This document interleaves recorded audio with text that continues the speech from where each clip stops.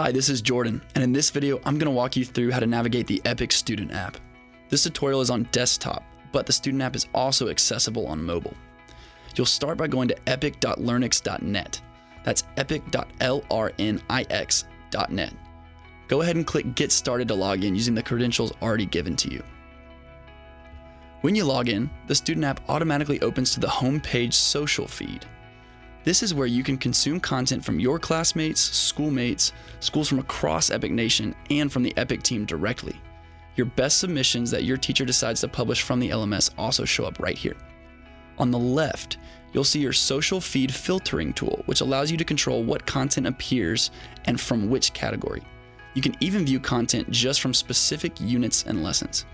The project button is for courses that contain a project-based learning component to be worked on over the course of multiple lessons, but don't worry about this for right now. As a student, you will spend most of your time under this Learning tab. However, before we go there, you need to select which course you want to appear under the Learning tab at that given time. So to do this, click the Profile drop-down menu on the far right and click My Courses. Once you select which course you're taking, and you may only have one option anyway, then this will take you back to that Learning tab to view all the units currently visible to you. Click on the unit to see the lessons that make up that unit, then click whichever lesson is yours for that day. Here you will find all your tasks and resources for that particular lesson. This includes the student guide, links and videos from the lesson, group assignments, as well as your homework for the day.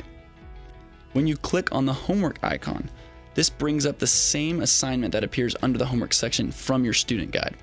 So in this example, the instructions say to answer the following questions in your online journal. Do this by selecting from the options just below.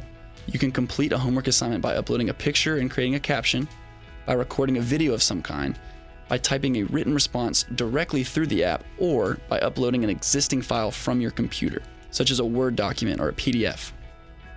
Sometimes your teacher will instruct you to respond in one of these ways specifically, and in other times, you'll have the freedom to choose.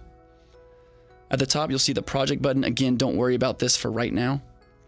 Once you submit a homework assignment like we just discussed, it will appear under this Submissions tab, along with all your other previous submissions. Your teacher can even submit his or her feedback on your assignment for only you to see right here. Similar to the homepage, you can filter which submissions you're viewing from the filtering tool on the left. On the next to far right, you'll find your notifications button, and on the far right, click the drop-down menu, the one that we already used to access your courses, and right here you can do several other things. First, click Profile. Here you can upload a profile picture as well as change your password. We gave you a temporary password to log in, so you might want to go ahead and change that as soon as you have the chance. The last important item on this drop-down menu is Notes. This is a personal notes section where you can record thoughts, reminders, or important pieces of information for only you to see. No one else can view or access this notes section. And that is the Epic Student app.